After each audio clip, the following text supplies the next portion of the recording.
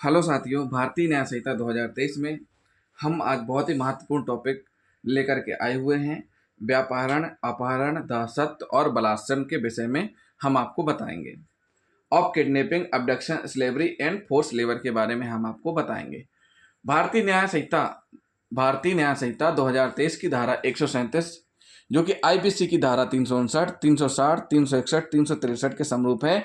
यानी कि आईपीसी की 4 धाराएं इस धारा में समाहित हैं। 4 धाराएं कौन कौन सी हैं? 359 में दिया हुआ है व्यापार से संबंधित, 360 में भारत में से व्यापार और 361 में दिया हुआ है विधिपूर्व संरक्षण में से व्यापार के बारे में बताया गया है। तो इस प्रकार ये जो धारा है ये कितनी धाराओं को कवर कर रही है? ये धारा और व्यापार के लिए दंड का प्रावधान है 363 में। ये जो कृत्य हो रहे हैं इनके लिए दंड का प्रावधान आईपीसी करती थी 363 में। तो ये सारी की सारी धाराएं किसमें समाहित हो गई? बीएनएस की धारा 137 में। तो जो व्यापारण है, किडनैपिंग है, वो 2 किस्म की होती है। कितने किस्म की होती है किडनैपिंग? 2 किस्म की होती है। भारत में से व्यापारण और दूसरा विधिपूर्ण संरक्षकता में से व्यापारण। तो साथियों, सबसे पहले हम जान लेते हैं व्यापारण के बारे में। इस धारा के अंतर्गत व्यापारण जो शब्द दिया हुआ है इसका मतलब क्या है हम आपको बताएंगे। प्रस्तुत धारा के अनुसार व्यापारण 2 प्रकार के होते हैं: भारत से बाहर व्यापारण तथा विधिपूर्ण संरक्षकता में से व्यापारण। लेकिन यह विभाजन ना तो वास्तविक कहा जा सकता है ना ही पूर्ण, क्योंकि एक मामले में दोनों प्रकार का व्यापारण हो सकता है। उदाहरणतः किसी अवयस्क बच्चे का भारत से बाहर किए गए व्यापारण में विधिपूर्ण संरक्षकता में से व्यापारण भी सम्मिलित है। दूसरे शब्दों में दोनों अपराध साथ साथ कारित हो सकते हैं। क्या हो सकते हैं? दोनों अपराध साथ साथ कारित हो सकते हैं। इस धारा के अंतर्गत व्यापारण का अपराध उसी समय पूर्ण हो जाता है जब किसी व्यक्ति को उसकी या उसकी ओर से सहमति देने के लिए वैध रूप से अधिकृत व्यक्ति की सहमति के बिना भारत की सीमाओं से बाहर ले जाया जाता है। सहमति के बिना भारत की सीमाओं से बाहर ले जाना, वहां पर यह अपराध पूरा हो जाता है। इस धारा में परिभाषित अपराध का क्षेत्र पश्चातवर्ती धारा से अधिक विस्तृत है। इस धारा के अंतर्गत किसी भी व्यक्ति, चाहे वह स्त्री हो या पुरुष हो, बच्चा हो या बूढ़ा हो या जवान, भारतीय नागरिक हो या विदेशी आदि का व्यापारण किया जा सकता है। इसी में प्रवहन शब्द आया है, कॉन्वे का शब्द आया। उसका अर्थ क्या है? इसका अर्थ होता है हस्तांतरण करना, ले जाना, पहुंचाना। सामान्य बोलचाल की भाषा में इसका अर्थ एक स्थान से दूसरे स्थान पर ले जाना है। परंतु इस धारा में प्रयुक्त शब्दावली भारत की सीमाओं से परे के साथ प्रवहन जोड़ने पर इसका तात्पर्य है कि इस धारा के अधीन अपराध उसी समय पूरा हो जाता है जब व्यक्तियों को भारत की सीमा से बाहर ले जाया जाता है।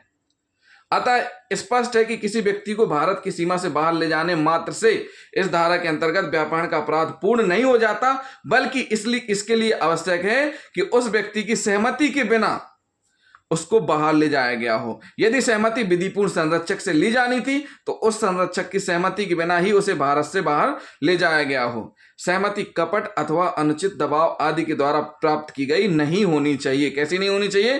कपट द्वारा, दबाव पूर्वक या अनुचित दबाव के द्वारा प्राप्त की गई नहीं होनी चाहिए। जिस व्यक्ति का व्यापारण किया जाना है इस धारा के अनुसार उसकी आयु का कोई महत्व नहीं है। इस प्रकार यह अपराध वयस्क अवयस्क दोनों प्रकार के व्यक्तियों के विरुद्ध कारित किया जा सकता है। क्या किया जा सकता है? दोनों व्यक्तियों के विरुद्ध कारित किया जा सकता है। जहां पर लड़की की आयु 18 वर्ष से अधिक होती है और उसकी सहमति से भारत की सीमा से बाहर जाती है तो इस धारा के अंतर्गत अपराध घटित नहीं माना जाएगा।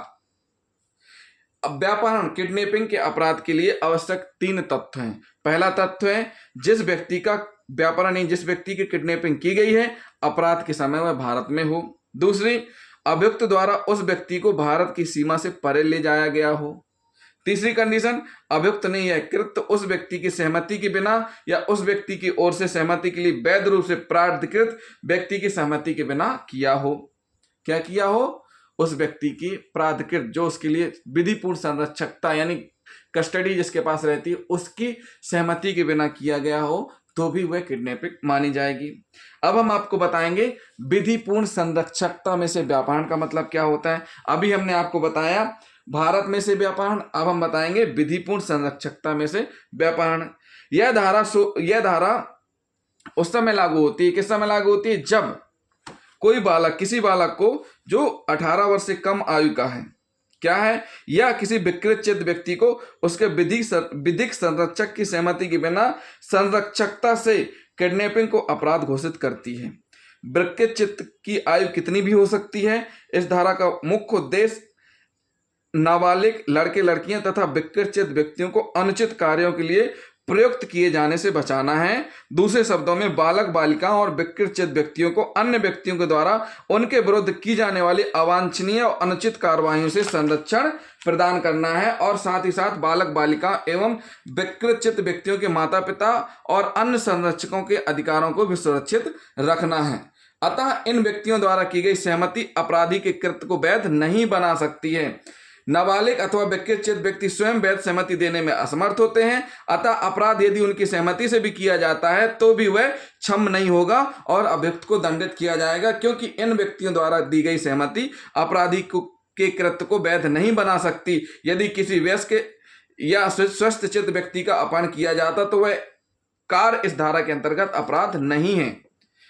तो साथियों, हमने आपको क्या बताया, विधिपूर्ण संरक्षकता में से व्यापहरण, और इसके हम आपको तत्व भी बता चुके हैं, किस प्रकार के तत्व होते हैं।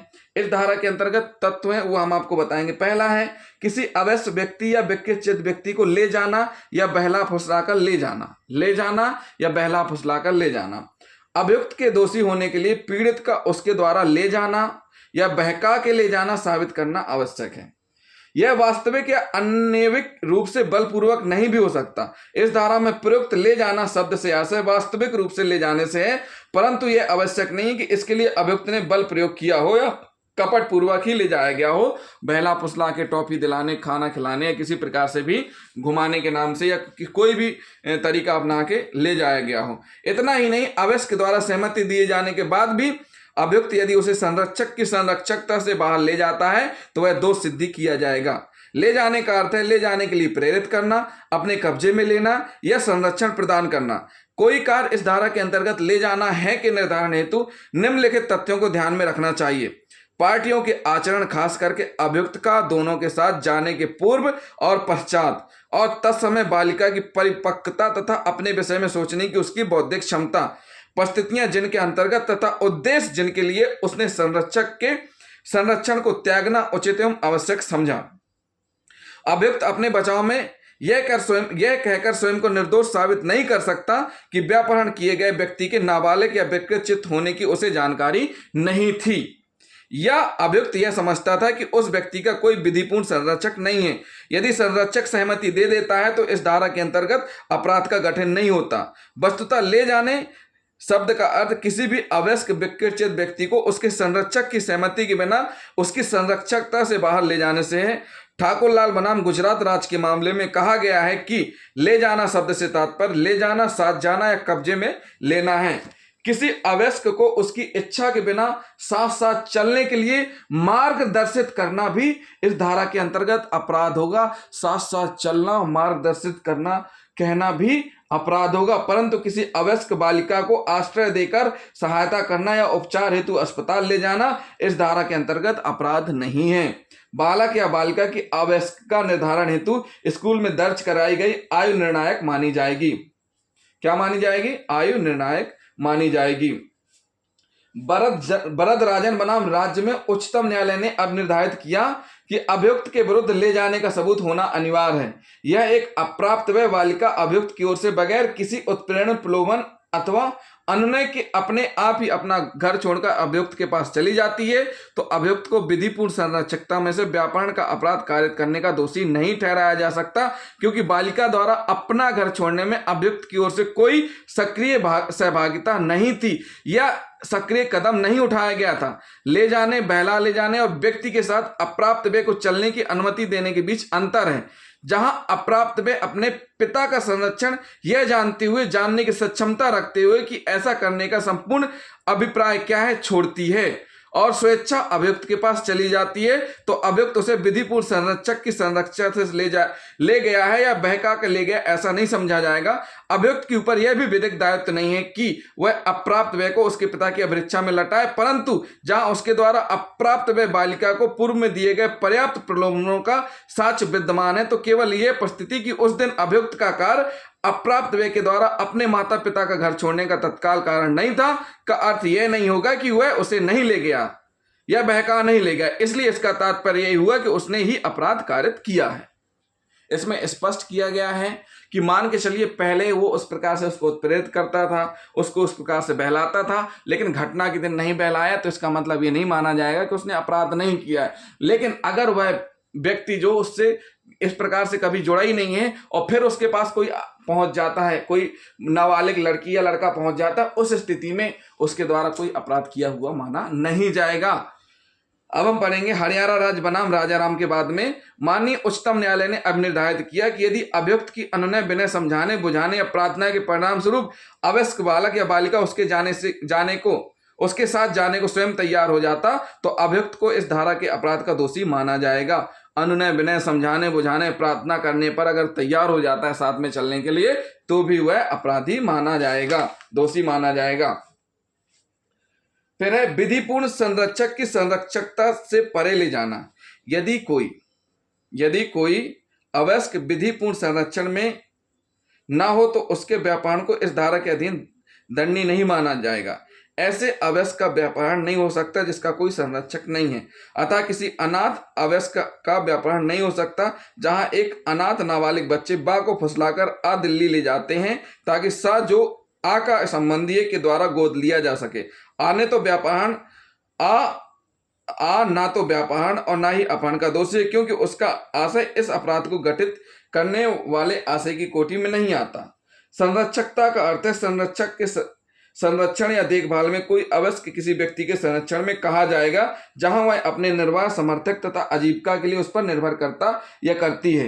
यह आवश्यक नहीं है कि अवयस्क शारीरिक रूप से संरक्षक के आधिपत्य में हो, इतना ही पर्याप्त होगा यदि वह निरंतर उसके नियंत्रण में है और पहली बार नियंत्रण अभियुक्त के कार्य से समाप्त होता है तो विधिपूर्ण संरक्षक की संरक्षकता अपराधी द्वारा पीड़ित को कितनी दूर ले जाया गया पर यह आधारित नहीं है। अपराधी यदि पीड़ित को केवल 20-30 गज की कम दूरी तक ही ले जाता है तो भी विधिपूर्ण संरक्षक की संरक्षकता से ले जाना होगा।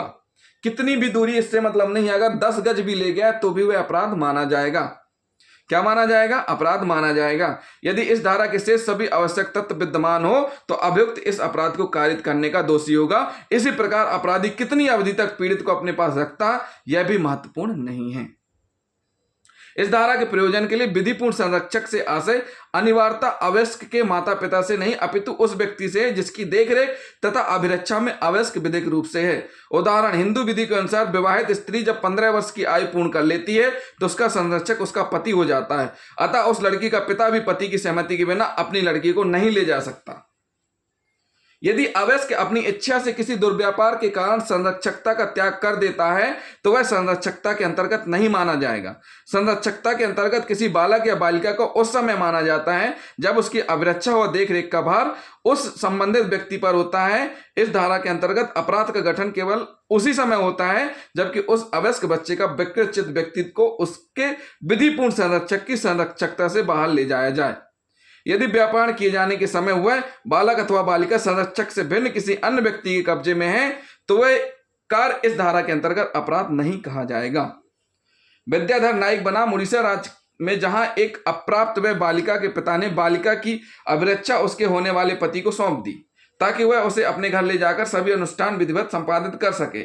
जब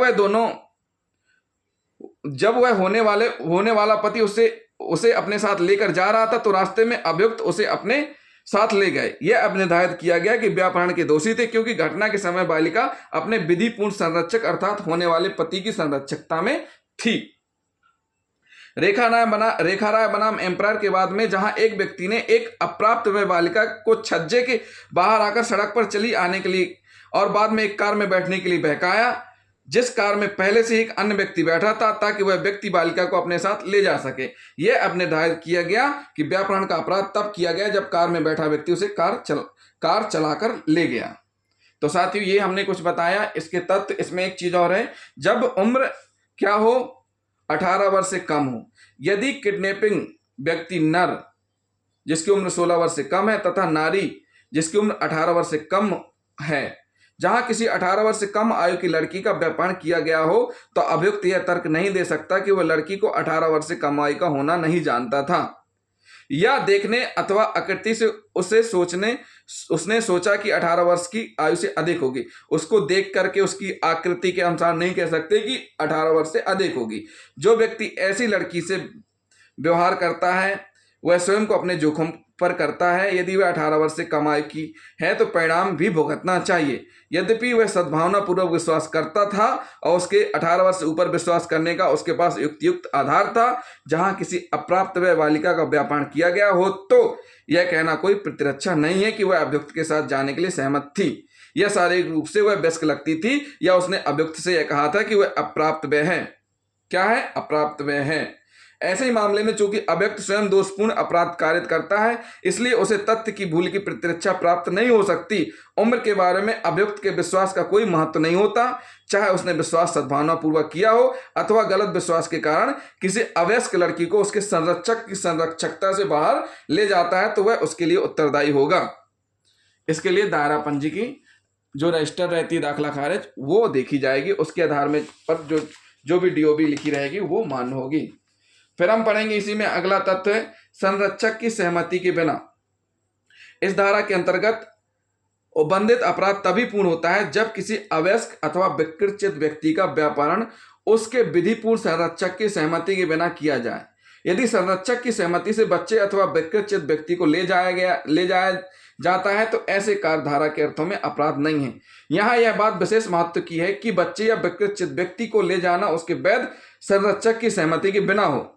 संरक्षक की संरक्षक से ले जाए जाने वाले व्यक्ति की अर्थात बच्चे या विकृत व्यक्ति की सहमति इस धारा के लिए कोई महत्व नहीं रखती, अर्थात अवयस्क की सहमति तथ्यहीन है। यदि विधिपूर्ण संरक्षक की संरक्षकता से बाहर ले जाने के बाद उसकी सहमति ली जाती है तो अभियुक्त उत्तरदायी ठहराया जा सकेगा। इतना ही नहीं, यदि संरक्षक की सहमति कपट या अनुचित प्रभाव द्वारा प्राप्त की जाती है तो अभियुक्त इस धारा के अंतर्गत उत्तरदायी ठहराया जा सकेगा। क्या ठहराया जा सकेगा? इस धारा के अंतर्गत उत्तरदायी ठहराया जा सकेगा।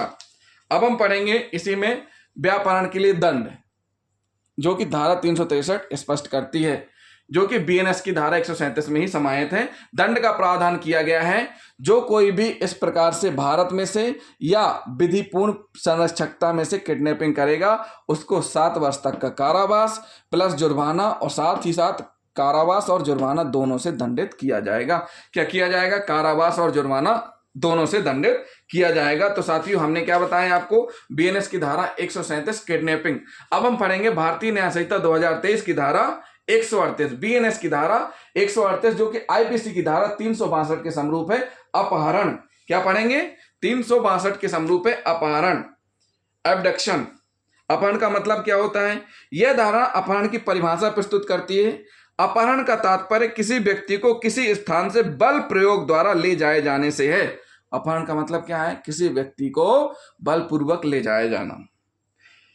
तथा इसमें कपट द्वारा किसी व्यक्ति को किसी स्थान से हट जाने के लिए उत्प्रेरित करना भी शामिल है। अपहरण में बल या कपट का तत्व विद्यमान रहना आवश्यक है। क्या है? कपट में बल, अपहरण में बल कपट का तत्वमान विद्यमान रहना आवश्यक है।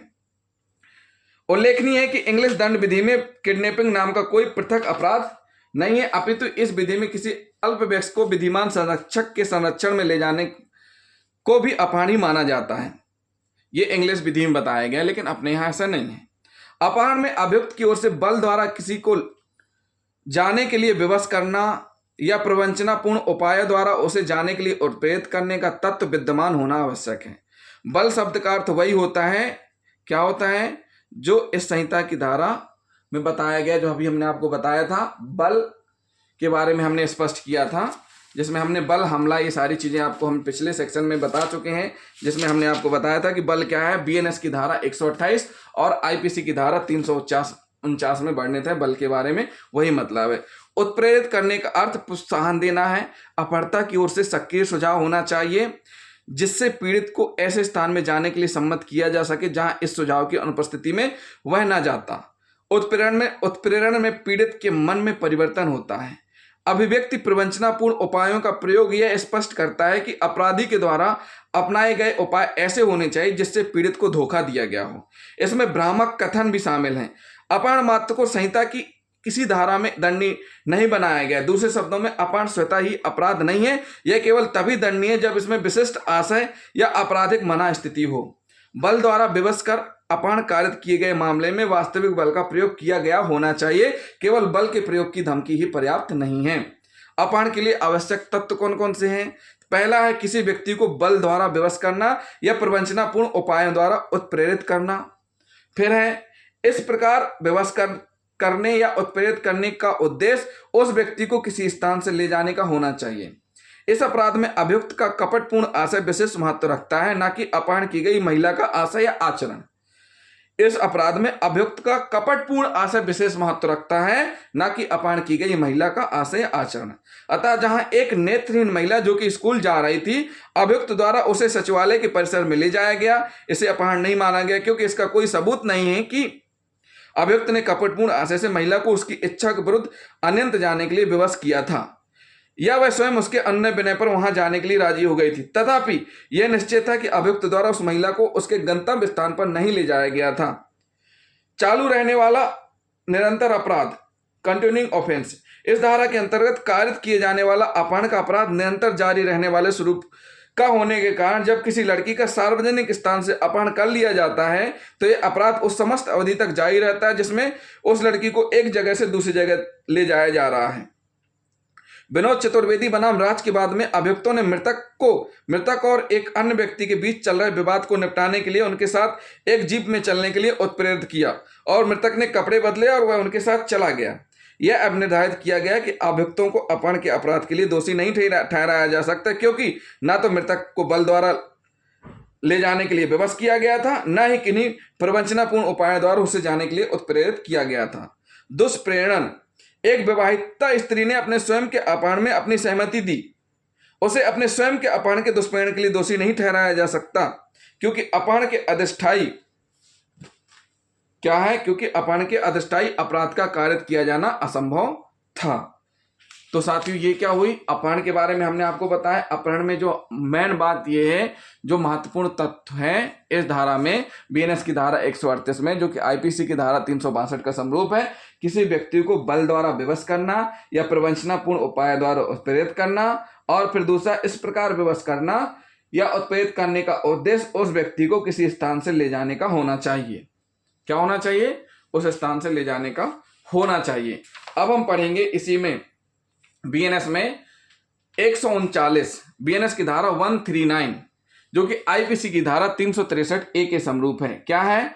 363 ए के समरूप है, भीख मांगने के प्रयोजनों के लिए बालक का व्यापहरण, विकलांगीकरण। इसमें दो चीजें हैं। क्या किया गया है?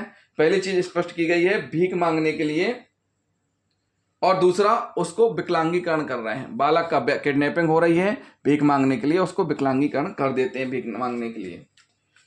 तो हम इसमें आपको बताएंगे यह धारा जिसमें कि स्पष्ट किया गया है कि इस धारा का मुख्य उद्देश्य भीख मांगने के प्रयोजनों के लिए अवयस्कों के अपहरण या विकलांगीकरण पर प्रभावी ढंग से रोक लगाना, दूसरे शब्दों में भिक्षावृत्ति के लिए शिशुओं का व्यापहरण करने और उससे भी अधिक उनको विकलांग बनाकर उन्हें दया का पात्र बनाने जैसे घिनौने कार्यों को प्रभावी ढंग से नियंत्रित करना था। उपरोक्त पूर्ववर्ती कार्यों के लिए दंड पर्याप्त कठोर है और पश्चातवर्ती कार्य के लिए तो अत्यधिक कठोर दंड की व्यवस्था की गई है। इस धारा के तृतीय खंड में इस धारा में कठोर और प्रभावी भाषा के द्वारा उस व्यक्ति के विरुद्ध उपधारणा की बात की गई है जो अप्राप्त व्यय का विधिपूर्ण संरक्षक नहीं है और उसको भीख मांगने के प्रयोजन के लिए नियोजित प्रयुक्त करता है। क्या करता है? नियोजित प्रयुक्त करता है। इसमें सीधा सीधा स्पष्ट किया गया है कि जब भी कोई व्यक्ति क्या करेगा, किसी व्यक्ति को भीख मांगने के प्रयोजन से उसकी किडनैपिंग करेगा, उसके बाद फिर उसको विकलांग बनाएगा। तो इसका सब क्लोज 1 क्या कहता है कि जो कोई किसी बालक का इसलिए अपहरण करेगा या बालक का विधिपूर्ण संरक्षक स्वयं न होते बालक की अभिरक्षा इसलिए प्राप्त करेगा कि ऐसा बालक भीख मांगने के प्रयोजन के लिए नियोजित या नियुक्त किया जाए। जो कोई उसको इस प्रकार से किडनैपिंग करेगा जो वह संरक्षक भी नहीं है और लेके जाएगा और किस लिए? भीख मांगने के लिए, तो उसके लिए कारावास है 10 वर्ष तक का कारावास। कितना? 10 वर्ष तक का कारावास, आजीवन कारावास से दंडित किया जाएगा और साथ ही साथ जुर्माना भी लगाया जाएगा। लेकिन अगर जो व्यक्ति किसी बालक को विकलांग इसलिए करेगा, उसको विकलांग कर दिया गया। किस लिए विकलांग कर दिया? कि बालक भीख मांगने के लिए नियोजित या प्रयुक्त किया जाए। जो कोई व्यक्ति किसी बच्चे को, बालक को किडनैप करके ले जा रहा है, उसको इसलिए विकलांग कर दे रहे हैं ताकि उससे भीख मंगवाई जा सके। तो जो कोई भी व्यक्ति इस प्रकार से किसी बालक को विकलांग करेगा, उसको सजा का प्रावधान न्यूनतम 20 वर्ष, क्या किया गया है, जिसकी अवधि 20 वर्ष से कम नहीं होगी, मतलब न्यूनतम 20 वर्ष, किंतु जो आजीवन कारावास, जिसे उस व्यक्ति के शेष प्राकृतिक जीवन काल कारावास आप रहते, यानी कि जब तक आप जीवित रहेंगे, जब तक सलाखों के पीछे रहेंगे, तब तक हो सकेगी। साथ ही साथ जुर्माने से भी दंडित किया जाएगा। क्या किया जाएगा? जुर्माने से भी दंडित किया जाएगा। इसका सब क्लॉज 3 क्या बोलता है? जहां की कोई व्यक्ति जो बालक का विधिपूर्ण संरक्षक नहीं है, उस बालक को भीख मांगने के प्रयोजन के लिए नियोजित या प्रयुक्त करेगा, वहां जब तक कि तत्प्रतिकूल साबित ना कर दिया जाए, यह अवधारणा की जाएगी कि उसने इस उद्देश्य से बालक का व्यापारण किया था, अन्यथा उसकी अभिरक्षा में अभिप्राप्त की थी कि वह बालक भीख मांगने के प्रयोजन से नियुक्त किया जाएगा। इसमें स्पष्ट किया गया है, जब तक यह साबित ना कर दिया जाए, क्या ना साबित कर दिया जाए, कि जो बालक का विधिपूर्ण संरक्षक नहीं है, जहां की कोई व्यक्ति जो बालक का विधिपूर्ण संरक्षक नहीं है, उस बालक को भीख मांगने के प्रयोजन के लिए नियुक्त या प्रयुक्त करेगा। क्यों? क्योंकि वो संरक्षक है ही नहीं, किडनैप करके लेके गया है ना, वो तो धंधा करवा रहा है एक हिसाब से भीख मांगने का, वो कमा रहा है और उसके लिए वो विकलांग कर रहा है, उसको इस प्रकार से चोट कारित कर रहा है, जिस प्रकार से लोग दया उस पर दिखाएं और उसको रुपए दें, लेकिन वो कर इसलिए रहा, एक लाइफ तो खराब कर दी एक बालक की, कहीं पैर तोड़ दिया, कहीं पैर काट दिया, कहीं हाथ में हाथ जला दिए, इस प्रकार के जो कि गंभीर घोरपति वाले अपराध करते हैं, जो इस धारा के अंतर्गत दंडनीय माना गया है, जिनको न्यूनतम 20 वर्ष की सजा का प्रावधान किया गया है। इस धारा में भीख मांगने से निम्नलिखित अभिप्रेत है। भीख मांगने से निम्नलिखित अभिप्रेत है: लोक स्थान में भीख की याचना, प्राप्ति, चाहे गाने, नाचने, भाग बताने, कर्तव्य दिखाने या चीजें बेचने के बहाने या अन्यथा करना हो। लोक स्थान यानी रोक स्थान, पब्लिक प्लेस में, जैसे चौराहों में जहाँ सिग्नल लगे होते हैं, वहां पर भीख की याचना करते हैं बहुत से बच्चे, चाहे वो गाने बजाएं, नाचने या भाग बताने या कर्तव्य दिखाने, किसी भी तरीके से वह लेकिन मांग रहे हों भीख, तो भी वह भीख मांगना कहलाएगा। भीख की याचना प्राप्ति करने के प्रयोजन से किसी निजी परिसर में प्रवेश करना, भीख मांगने के उससे किसी निजी परिसर में जाना, कॉलोनी में किसी घर में जाकर के भीख मांगना, भीख अभिप्राप्त या उद्यापित करने के उद्देश्य से अपना या किसी अन्य व्यक्ति का, जीव जंतु का कोई व्रण, घाव, क्षति, विरूपता या रोग अवदर्शित या प्रदर्शित करना, भीख के प्रयोजन के लिए किसी को हानि करना, चोट पहुंचाना, विदूपित करना, उसको घाव करना। फिर है भीख की याचना प्राप्ति के प्रयोजन से बालक का प्रदर्शित रूप में प्रयोग करना। तो साथियों, भीख मांगना भी हमने बता दिया, और ये भी बता दिया कि जो कोई भीख मांगने के लिए किडनैप करेगा 10 वर्ष तक का कारावास और जीवन कारावास, जो कोई भीख मांगने के लिए बच्चे को विकलांग करेगा, उसको विदूपित करेगा, घाव करेगा, क्षति पहुंचाएगा, उसको घोर इंजरी देगा, तो उसको न्यूनतम 20 वर्ष और शेष प्राकृतिक काल तक का कारावास का प्रावधान किया गया है। अब हम पढ़ेंगे भारतीय न्याय संहिता 2023 की धारा 140, जो कि आईपीसी की धारा 364, 364 ए, 365, 367 के समरूप है। बीएनएस की धारा 140 में कितनी सेक्शन आ गई? 4 सेक्शन आ गई। कौन कौन सी आ गई? 364, 364 ए, 365, 367। तो साथियों, हम आपको बताएंगे बीएनएस की धारा 140, जिसमें ये चारों धाराएं हैं। तो सबसे पहले हम पढ़ेंगे किसके बारे में? इस धारा के 364 के बारे में, जो कि इसी में समाहित है। क्या क्या धारा कहती है? हत्या करने के लिए फिरौती आदि के बारे में जो धारा कह रही है, क्या कह रही है? हत्या करने के लिए फिरौती आदि के लिए व्यापारण, अपहरण। हत्या करने के लिए फिरौती आदि के लिए किडनैपिंग और अपहरण। इस धारा के अंतर्गत इसमें गंभीर स्वरूपों का उल्लेख किया गया है। क्या किया गया है? इसमें गंभीर स्वरूपों का उल्लेख किया गया है। इस धारा में हत्या करने के आशय कारित किडनैपिंग, अपहरण के लिए अभियुक्त को दोषी ठहराया जाएगा। जो कोई व्यक्ति क्या कर रहा है? हत्या करने के आशय से क्या कर रहा है? जो कोई व्यक्ति हत्या करने के आशय से किडनैपिंग कर रहा है, उसको दंडित किया जाएगा। क्या? जो कोई इसलिए किसी व्यक्ति का व्यापारण, अपहरण करेगा कि ऐसे व्यक्ति की हत्या की जाए, तो उसको क्या सजा दी जाएगी? उसको दी जाएगी आजीवन कारावास, कठिन कारावास, जिसकी अवधि 10 वर्ष तक की होगी। क्या होगी? आजीवन कारावास, कठिन कारावास, जिसकी अवधि क्या होगी? 10 वर्ष तक की होगी। क्या होगी? 10 वर्ष तक की होगी। फिर दूसरा पॉइंट क्या कह रहा है? जो कोई इसलिए किसी व्यक्ति का अपहरण और किडनैपिंग करेगा कि ऐसे अपहरण व्यापहरण के पश्चात ऐसे व्यक्ति को निरोध में रखेगा, बंद करके रखेगा, और ऐसे व्यक्ति की मृत्यु या उसकी उपपत्ति कारित करने की धमकी देगा, अपने आचरण से ऐसे युक्तियुक्त आशंका पैदा करेगा कि ऐसे व्यक्ति की मृत्यु हो सकती है या उसकी उपपत्ति की जा सकती है, ऐसे व्यक्ति को उपपत्ति या उसकी मृत्यु कारित करेगा, जिससे कि सरकार या किसी विदेशी राज्य या अंतर्राष्ट्रीय संगठन या किसी अन्य व्यक्ति को किसी कार्य करने या करने के प्रवृत्त करने के लिए फिरौती देने के लिए विवश की जाए, तो वह मृत्यु या आजीवन कारावास से दंडनीय किया जाएगा। क्या होगा? मृत्यु या आजीवन कारावास और जुर्माना दोनों से दंडित किया जाएगा। क्या किया जाएगा? मृत्यु दंड है इसमें, सीधा सीधा क्या किया गया है? मृत्यु दंड से दंडित किया जाएगा, जो कि आजीवन कारावास तक का प्रावधान है। फिरौती के लिए जो मर्डर हो रहे हैं, तो उसमें जो कोई क्या कर रहे हैं, जो कोई भी फिरौती के लिए मर्डर कर रहे हैं, सुपारी देकर के मर्डर करवाया जा रहा है। इस धारा का मुख्य उद्देश्य फिरौती या मुक्ति धन के लिए शिशुओं या अन्य व्यक्तियों के व्यापरण और अपहरण को रोकना, क्योंकि आजकल इस प्रकार के अपराधों की संख्या में वृद्धि होने के संकेत हैं।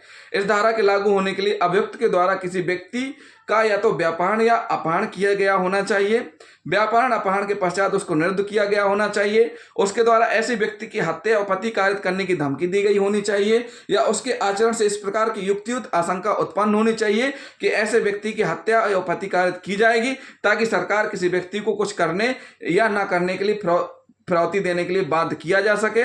क्या इसमें एक बात और बहुत महत्वपूर्ण जोड़ दी है? क्या जोड़ दी है? ऐसे व्यक्ति की हत्या उपपत्ति कारित की जाएगी ताकि सरकार या किसी व्यक्ति को कुछ करने या ना करने के लिए या फिरौती देने के लिए बाध्य किया जा सके सरकार तक को। आधुनिक समय में आतंकवादियों के द्वारा इस प्रकार की कार्रवाइयां व्यक्तियों और सरकार के विरुद्ध ही अधिक संख्या में की जा रही हैं। इसके लिए मृत्यु दंड तक की व्यवस्था की गई है, क्योंकि यह अत्यधिक गंभीर अपराध है। क्या है? अत्यधिक गंभीर अपराध है। नेत्रपाल बनाम दिल्ली राज्य के बाद में छापा मारने वाले दल ने अभियुक्त की अभिरक्षा में से अपहृत बालक को बरामद किया।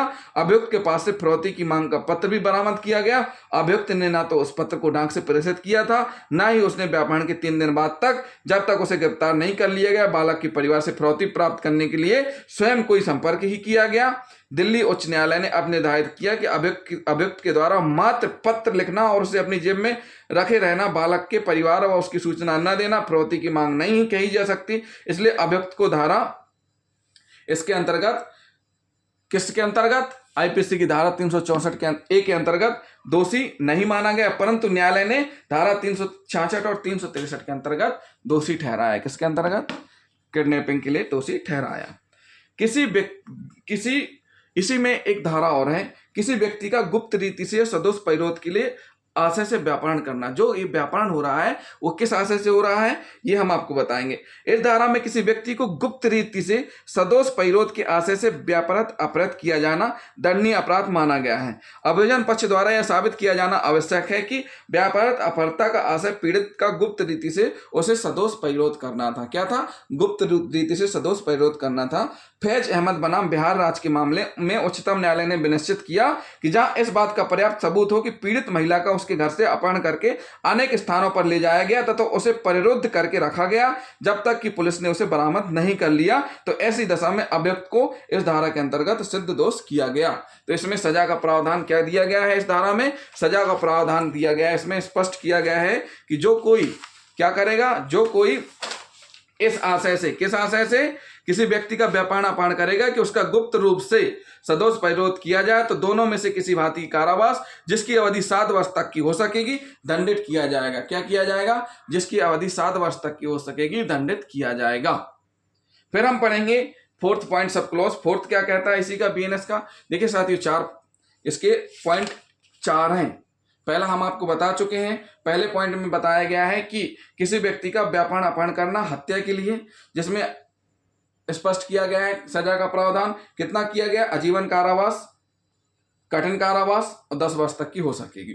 फिर दूसरी कंडीशन में है फिरौती के लिए अपहरण व्यापरण या उस प्रकार से विवश करना, उसमें मृत्यु या जीवन कारावास तक का प्रावधान किया गया है। और साथ ही साथ ये आतंकवादी घटनाओं से रिलेटेड है। तीसरा एक गुप्त रीति में छिपा कर रखना, जब तक पुलिस उसको दस्तयाब न कर ले, पकड़ न ले, जब तक उसको, तो अगर ऐसा कोई करता है तो 7 वर्ष तक का कारावास।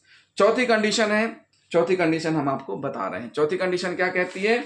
चौथी कंडीशन में स्पष्ट किया गया है कि जब भी इस प्रकार से किया जाएगा, क्या किया जाएगा? इस धारा के अनुसार किसी व्यक्ति को गंभीर उपपत्ति कारित करने के लिए, उसे दासत्व करवाने के लिए यानी दास बनाने के लिए, या अप्राकृतिक रूप से काम वासना की तृप्ति होती है उसका तृप्ति यानी अप्राकृतिक काम वासना के लिए उसका किडनैपिंग अपहरण किया गया है, तो जिसमें दंड का प्रावधान क्या है? दोनों भांति की कारावास जिसकी अवधि 10 वर्ष तक की होगी और जुर्माने दोनों से दंडित किया जाएगा। तो साथ ही इसमें जो 2 पॉइंट जो सबसे महत्वपूर्ण है, हमने 1 और 2 जो पॉइंट लिखे हैं, तो 1 का मतलब जो सेकंड में है, व्यापारण अपहरण करके उपपत्ति कारित करना, मृत्यु कारित करना, धमकी देना, जिसमें मृत्यु या आजीवन कारावास तक प्रावधान है। दूसरा है, ये 4th है सब क्लोज 140 का, जिसमें स्पष्ट किया गया है, क्या किया गया? उपपत्ति कारित करने के लिए, दास बनाने के लिए या प्रकृति विरुद्ध काम वासना के लिए किसी का किडनैपिंग या अपहरण करना, जिसमें 10 वर्ष तक का कारावास और जुर्माना दोनों से दंडित किया गया है। अब हम पढ़ेंगे भारतीय न्याय संहिता की धारा 141, जो कि आईपीसी की धारा 366 बी के समरूप है। किसके समरूप है? 366 बी के समरूप है। विदेश से बालिका या बालक का लाना। क्या कह रही है धारा? विदेश से बालिका या बालक का लाना। तो इसमें स्पष्ट किया गया है, जो कोई 21 वर्ष से कम आयु की किसी बालिका को या 18 वर्ष से कम आयु के किसी बालक को भारत के बाहर के किसी देश से उस बालिका या बालक को किसी अन्य व्यक्ति से अयुक्त संभोग करने के लिए विवश या विलुप्त करने के आशय से या तद्वारा या विवश या विलुप्त की जाएगी संभाव जानती हुई लाएगा, वह कारावास जिसकी अवधि 10 वर्ष तक की हो सकेगी, जुर्माने दोनों से दंडित किया जाएगा। यह धारा भारत से बाहरी किसी देश से लाई हुई लड़कियों के अवैध संभोग हेतु आयात पर रोक लगाती है तथा इससे एक गंभीर अपराध निरूपित होता है। बाहर से जो लड़कियां लाते हैं उनको कॉल बना देते हैं, उनसे वेश्यावृत्ति करवाते हैं, उस चीज को रोक लगाने के लिए यह धारा बनाई गई है कि अगर विदेश से किसी बालक बालिका को इसलिए लेकर के आ रहे हैं ताकि क्या करवाया जा सके? वेश्यावृत्ति करवाई जा सके या अयुक्त संभोग करने के लिए विवश किया जा सके, उसके लिए इस प्रकार का कोई कृत्य करता है तो उसमें सजा का प्रावधान है 10 वर्ष तक का कारावास और जुर्माना दोनों से दंडित किया जाएगा। तो ये अपना जो टॉपिक है, ये टॉपिक हमने आपको इसमें आपको बता दिया। कहाँ तक हो गया अपना? इसमें हमने विदेश से बालक बालिका का लाना बता दिया। अगली धारा हम आपको बताएंगे 142, व्यापृत अपराध व्यक्ति को सदोष छिपाना या परिरोध में रखना। ये हम आपको अगली धारा में बताएंगे। तो जिन साथियों ने अभी तक हमारा चैनल सब्सक्राइब नहीं किया है, हमारे चैनल को सब्सक्राइब कर लें और वीडियो को लाइक और शेयर करना ना भूलें। थैंक यू दोस्तों।